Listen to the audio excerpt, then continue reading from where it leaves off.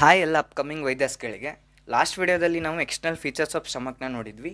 ಈ ವಿಡಿಯೋಲಿ ಅದ್ರ ಕಂಟಿನ್ಯೂಷನ್ ಪಾರ್ಟ್ ಆಗಿ ರಿಲೇಷನ್ಸ್ ಆಫ್ ಸ್ಟಮಕ್ನ ನೋಡೋಣ. ಫಸ್ಟ್ ಆಫ್ ಆಲ್ ರಿಲೇಷನ್ ಅಂದ್ರೇನು? ಕನ್ನಡದಲ್ಲಿ ರಿಲೇಷನ್ ಅಂದ್ರೇನು? ರಿಲೇಷನ್ ಅಂದರೆ ಸಂಬಂಧ. ಸಂಬಂಧ ಅಂದರೆ ಈಗ ಸ್ಟಮಕ್ ಅಂದ್ಕೊಳ್ಳಿ, ಸ್ಟಮಕ್ಕು ಯಾವುದ್ಯಾವ್ದ್ರ ಜೊತೆಗೆ ಅದ್ರ ಸಂಬಂಧ ಬೆಳೆಸ್ಕೊಂಡಿದೆ ಅಂತ ನೋಡೋಣ. ರಿಲೇಷನ್ಸ್ ಅಂದರೆ ಎರಡು ಥರ ಬರುತ್ತೆ. ಮೇಜರ್ಲಿ ಅಬ್ಡಾಮಿನಲ್ ಪಾರ್ಟ್ ಆರ್ಗನ್ಸ್ಗಳಿಗೆ ರಿಲೇಷನ್ಸ್ ಅಂದರೆ ಎರಡು ಥರ ಇರುತ್ತೆ. ಒಂದು ಪೆರಿಟೋನಿಯಲ್ ರಿಲೇಷನು, ಇನ್ನೊಂದು ವಿಸರಲ್ ರಿಲೇಷನು. ಪೆರಿಟೋನಿಯಲ್ ರಿಲೇಷನ್ಸ್ ಅಂದರೆ ಏನಪ್ಪ? ಪೆರಿಟೋನಿಯಮ್ ಅಂದರೆ ವಿಚ್ ಈಸ್ ಕವರಿಂಗ್ ಆಫ್ ಅಬ್ಡಾಮಿನ್ನ ಕವರಿಂಗ್ಗೆ ಪೆರಿಟೋನಿಯಮ್ ಅಂತ ಕರೀತಾರೆ. ಮೆಜಾರಿಟಿ ಆಫ್ ಅಬ್ಡಾಮಿನ್ ಆರ್ಗನ್ಸ್ನ ಅದು ಕವರ್ ಮಾಡುತ್ತೆ. ಪೆರಿಟೋನಿಯಮು ಸ್ಪೆಷಲ್ ಮಾಡಿಫಿಕೇಶನ್ ಆಗಿ ಒಂದಿಷ್ಟು ಆರ್ಗನ್ಸ್ಗಳಿಗೆ ಅದರದ್ದು ಸಪೋರ್ಟಿವ್ ಫೋಲ್ಡ್ಸನ್ನು ಕಳಿಸುತ್ತೆ.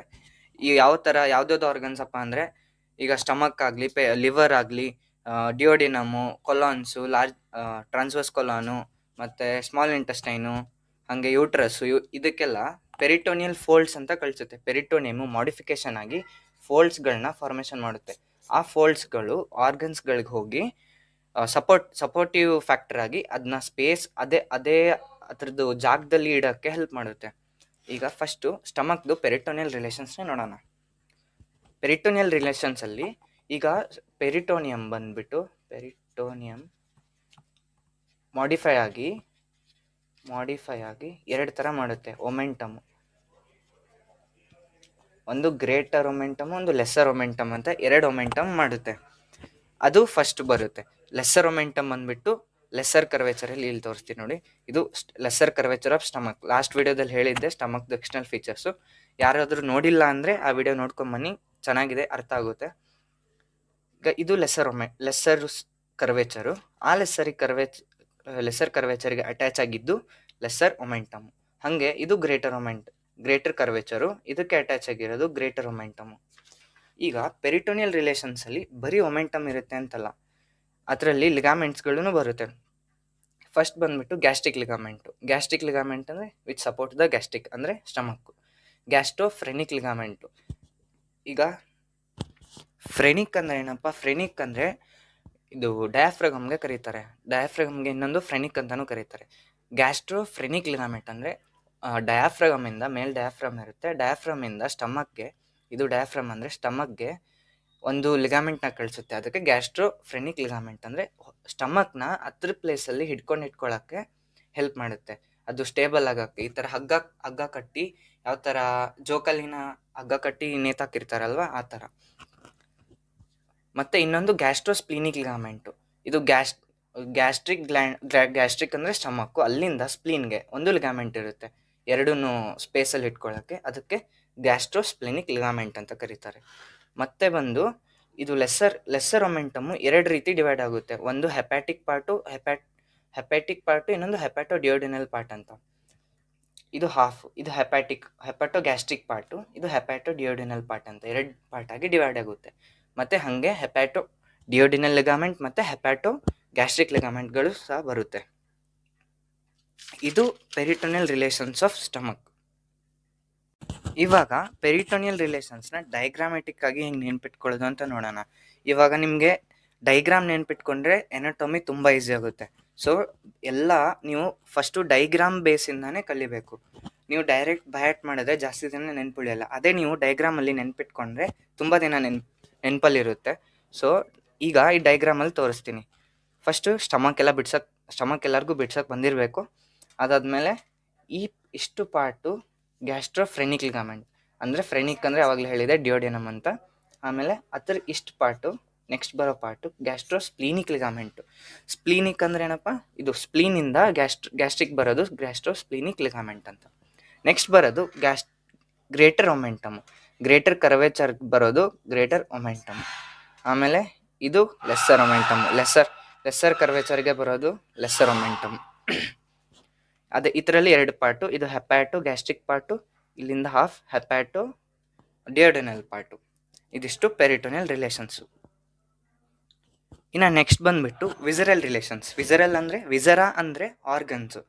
ಸ್ಟಮಕ್ಗೆ ಅಕ್ಕಪಕ್ಕ ಹಿಂದೆ ಅಂದರೆ ಆ್ಯಂಟೀರಿಯರ್ ರಿಲೇಷನ್ಸು ಮತ್ತು ಪೋಸ್ಟೀರಿಯರ್ ರಿಲೇಷನ್ಸಲ್ಲಿ ಯಾವುದೋ ಆರ್ಗನ್ಸ್ ಬರುತ್ತೆ ನೋಡೋಣ. ಫಸ್ಟು ಆ್ಯಂಟೀರಿಯರ್ ರಿಲೇಷನ್ಸಲ್ಲಿ, ಇದರಲ್ಲಿ ಆ್ಯಂಟೀರಿಯರ್ ಪಾರ್ಟಲ್ಲಿ ಆವಾಗಲೇ ಕ್ವಾಡ್ರೆಂಟ್ಸ್ ಆಫ್ ಅಬ್ಡೋಮೆನ್ ಹೇಳೋವಾಗ ಹೇಳಿದ್ದೆ ಆ್ಯಂಟೀರಿಯರ್ ಇದು ಯಾವುದೇ ಕ್ವಾಡ್ರೆಂಟ್ಸಲ್ಲಿ ಯಾವುದೇ ಆರ್ಗನ್ಸ್ ಬರುತ್ತೆ ಅಂತ. ಅಲ್ಲಿ ಅವಾಗ ಸ್ಟಮಕ್ ಮುಂದ್ಗಡೆ ಸ್ವಲ್ಪ ಲಿವರ್ ಬಂದಿತ್ತು. ಆ ಲಿವರು ಆ್ಯಂಟೀರಿಯರ್ ರಿಲೇಷನ್ಸ್ಗೆ ರಿಲೇಟ್ ಆಗುತ್ತೆ ಸ್ಟಮಕ್ಗೆ. ಅದಾದ್ಮೇಲೆ ಡಯಾಫ್ರಮ್, ಅದಾದ್ಮೇಲೆ ಆ್ಯಂಟೀರಿಯರ್ ಅಬ್ಡೋಮಿನಲ್ ವಾಲ್. ಅಂದರೆ ಈಗ ಫಸ್ಟ್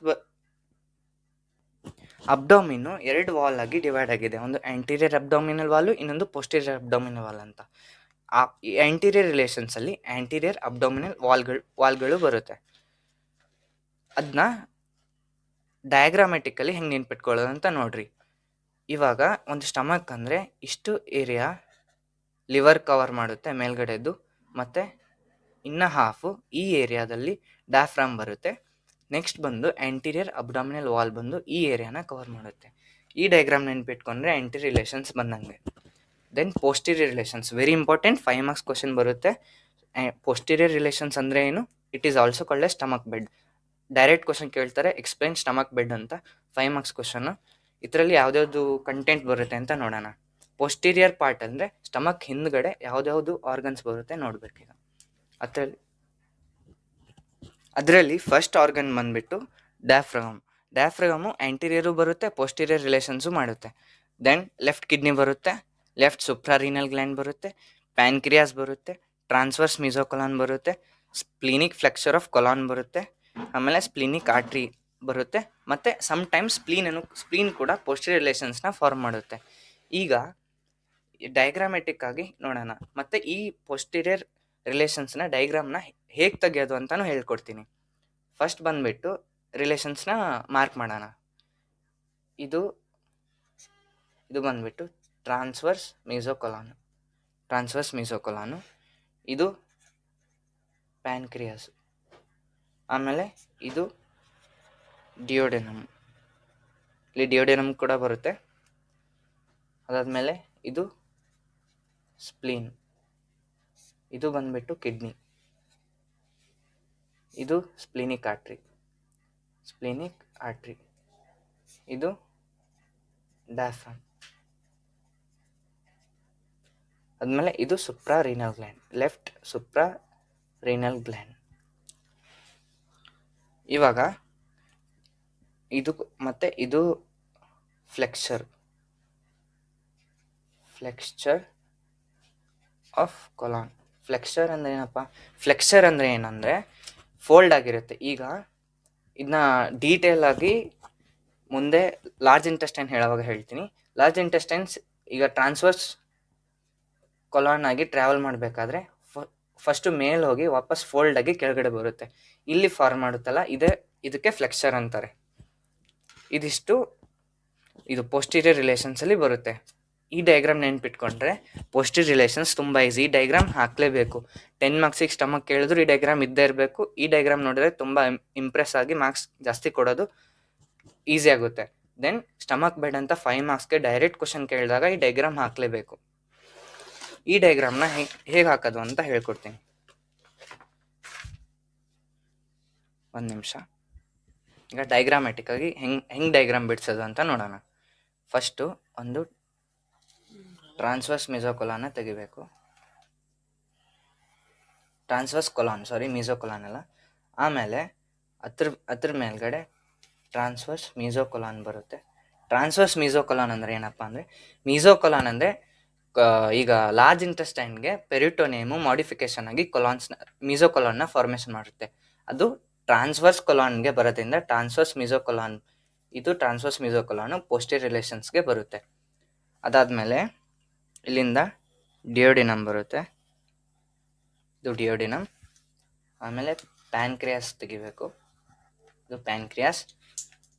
ಅದಾದಮೇಲೆ ಸ್ಪ್ಲೀನ್ನ ತಕ್ಕೋಬೇಕು, ದಿಸ್ ಒನ್ ಇಸ್ ಸ್ಪ್ಲೀನ್ ಆದಮೇಲೆ ಬರೋದು ಲೆಫ್ಟ್ ಕಿಡ್ನಿ ಮೇಲ್ಗಡೆ ಸುಪ್ರಾರೀನಲ್ ಗ್ಲ್ಯಾಂಡು, ಲೆಫ್ಟ್ ಸುಪ್ರಾರೀನಲ್ ಗ್ಲ್ಯಾಂಡು. ಇದಾದಮೇಲೆ ಇಲ್ಲಿಂದ ಸ್ಪ್ಲೀನಿಕ್ ಆರ್ಟ್ರಿ, ಇದು ಸ್ಪ್ಲೀನಿಕ್ ಆರ್ಟ್ರಿ. ಇದಾದಮೇಲೆ ಇಲ್ಲಿ ಲಾಸ್ಟ್ಗೆ ಡಯಾಫ್ರಗಮ್ ಬರುತ್ತೆ. ಇದಿಷ್ಟು ರಿಲೇಷನ್ಸ್ ಆಫ್ ಪೋಸ್ಟೀರಿಯರ್ ರಿಲೇಷನ್ಸ್ದು ಡಯಾಗ್ರಾಮ್ ಹೇಗೆ ತೆಗೆಯೋದು ಅಂತ ನೋಡಿದ್ವಿ. ಇದು ಬಂದುಬಿಟ್ಟು ಕೊಲಾನು ಅಂದರೆ ಲಾರ್ಜ್ ಇಂಟೆಸ್ಟೈನ್ ಟ್ರಾನ್ಸ್ವರ್ಸ್ ಕೊಲಾನು. ಇದು ಹತ್ರದ್ದು ಪೆರಿಟೋನಿಯಮ್ಮು ಕವರಿಂಗು, ಅದಕ್ಕೆ ಟ್ರಾನ್ಸ್ವರ್ಸ್ ಮೀಸೋ ಕೊಲಾನ್ ಅಂತಾರೆ. ಆಮೇಲೆ ಇದು ಡಿಯೋಡಿನಮ್, ಆಮೇಲೆ ಇದು ಪ್ಯಾನ್ಕ್ರಿಯಾಸ್, ಇದು ಸ್ಪ್ಲಿನಿಕ್ ಆರ್ಟರಿ, ಇದು ಲೆಫ್ಟ್ ಸುಪ್ರಾ ರೀನಲ್ ಗ್ಲ್ಯಾಂಡ್, ಇದು ಡಯಾಫ್ರಮ್, ಆಮೇಲೆ ಇದು ಲೆಫ್ಟ್ ಕಿಡ್ನಿ, ಆಮೇಲೆ ಇದು ಸ್ಪ್ಲೀನು. ಈಗ ಈ ಸಾರಿ ಇಲ್ಲಿ ಸ್ಟಮಕ್ನ ಈ ಥರ ಡಾಟೆಡ್ ಆಗಿ ಬಿಡಿಸ್ಬೇಕು. ಡಾಟೆಡ್ ಆಗಿ ಬಿಡಿಸಿದ್ರೆ ಡಯಾಗ್ರಾಮ್ ಕಂಪ್ಲೀಟ್. ಇಲ್ಲಿ ಡಯಾಫ್ರಮ್ ಬರುತ್ತೆ. ಇದಿಷ್ಟು ಪೋಸ್ಟೀರಿಯರ್ ರಿಲೇಷನ್ಸ್. ಇವಾಗ ಈ ವಿಡಿಯೋದಲ್ಲಿ ಸ್ಟಮಕ್ ಬೆಡ್ನ ಕಲ್ತ್ವಿ, ಮತ್ತು ಸ್ಟಮಕ್ ಬೆಡ್ ಡಯಾಗ್ರಾಮ್ ಹೇಗೆ ಬಿಡಿಸೋದು ಅಂತ ನೋಡ್ಕೊಂಡ್ವಿ. ದೆನ್ ಬಂದುಬಿಟ್ಟು layers of stomach. Layers of stomach ಅಂದ್ರೆ ಏನಪ್ಪ? ಈ ಲೇಯರ್ಸ್ ಆಫ್ ಸ್ಟಮಕನ್ನು ಇಂಟೀರಿಯರ್ ರಿಲೇಷನ್ಸ್ ಅಂತಲೂ ಕರಿಬೋದು, ಆದರೆ ಮೇಜರ್ಲಿ ಲೇಯರ್ಸ್ ಆಫ್ ಸ್ಟಮಕ್ ಅಂತಲೇ ಕರೀತಾರೆ. ಎಲ್ಲ ಗ್ಯಾಸ್ಟ್ರೋ ಇಂಟೆಸ್ಟೈನಲ್ ಟ್ರ್ಯಾಕ್ಟಲ್ಲಿ 4 ಲೇಯರ್ ಪ್ರೆಸೆಂಟ್ ಇರುತ್ತೆ ಅಂತ ಆವಾಗಲೇ ಹೇಳಿದ್ದೆ ಈಸೋಫೆಗಸ್ ಹೇಳುವಾಗ. ಈ ಈಸೋಫೆಗಸ್ ಹೇಳುವಾಗ ಆ ಈಸೋಫೆಗಸಲ್ಲಿ ಸೆರಸ್ ಲೇಯರ್ ಅಬ್ಸೆಂಟ್ ಇತ್ತು, ಆದರೆ ಇದರಲ್ಲಿ ಸ್ಟಮಕ್ಕಲ್ಲಿ ಸೆರಸ್ ಲೇಯರ್ ಪ್ರೆಸೆಂಟ್ ಇರುತ್ತೆ. 4 ಲೇಯರ್ ಯಾವುದಪ್ಪ ಅಂದರೆ ಮ್ಯೂಕೋಸಾ, ಸಬ್ ಮ್ಯೂಕೋಸಾ, ಮಸ್ಕ್ಯುಲರ್ ಕೋಟ್, ಸೆರಸ್ಸು. ಇವು ಏನಕ್ಕೆ ಯೂಸ್ ಆಗುತ್ತೆ, ಲೇಯರ್ಸ್ ಏನಕ್ಕೆ ಯೂಸ್ ಆಗುತ್ತೆ ಅಂತ ಫಿಸಿಯಾಲಜಿ ಆಫ್ ಸ್ಟಮಕ್ ಹೇಳುವಾಗ ಹೇಳ್ತೀನಿ. ಇದು ಸೆಕ್ರೀಷನ್ಸ್ನ ಸೆಕ್ರೀಟ್ ಮಾಡುತ್ತೆ.